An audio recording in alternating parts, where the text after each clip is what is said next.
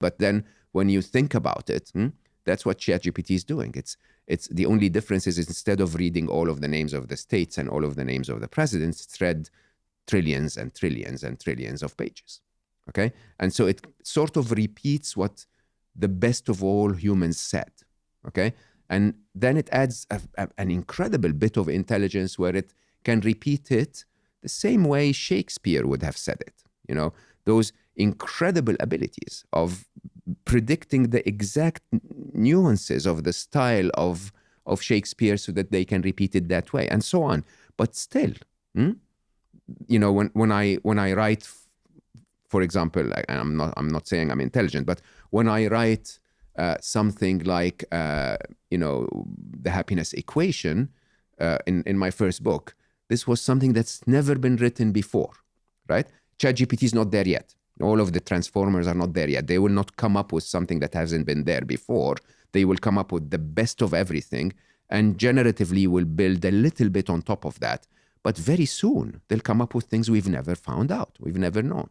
But even on that, I wonder if we are a little bit delusioned about what creativity actually is. Creativity, is, as far as I'm concerned, is like taking a few things that I know and combining them in new and interesting ways. Yeah. And ChatGPT is perfectly capable of like taking 2 concepts, merging them together. One of the things I said to ChatGPT was, I said, tell me something that's not been said before that's paradoxical but true. And it comes up with these wonderful expressions like, as soon as you call off the search, you'll find the thing you're looking for. Like these kind of paradoxical truths. And I then take them and I search them online to see if they've ever been quoted before, and I can't find them. It's interesting. So as far as creativity goes, I'm like, that is creativity. That's the algorithm of creativity. I've been screaming that in the world of AI for a very long time, because you always get those people who really just want to be proven right, okay? And so they'll say, oh no, but hold on, human ingenuity, they'll never match that. Man, please, you know, human ingenuity is algorithmic. It's look at all of the possible solutions you can find to a problem, take out the ones that have been tried before and keep the ones that haven't been tried before, and those are creative solutions. It's an algorithmic way of describing creative is good solution that's never been tried before. You can do that with ChatGPT with a prompt. It's like and Midjourney, with creating imagery, you could say, I want to see Elon Musk in 1944, New York, driving a cab of the time, shot on a Polaroid, expressing various emotions, and you'll get this perfect image of Elon sat in New York in 1944, shot on a Polaroid, and it's done what an artist would do. It's taken a bunch of references that the artist has in their mind and merged them together and created this piece of quote unquote art. And for the first time, we now finally have a glimpse of intelligence that is actually not ours. Yeah. And so we're kind of, I think the initial reaction is to say, that doesn't count.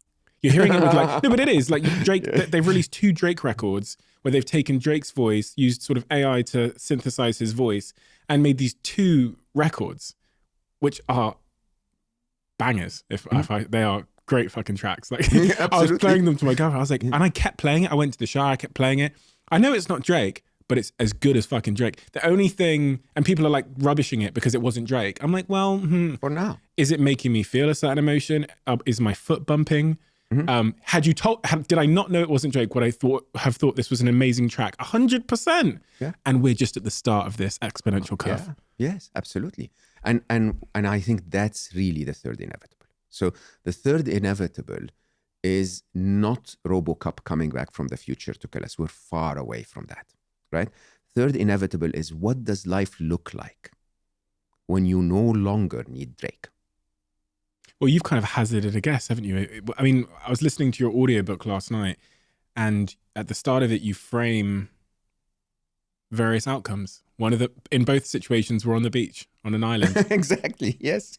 I don't know how I wrote that, honestly. I mean, but I'm reading the book again now because I'm updating it, as you can imagine, with all of the new stuff.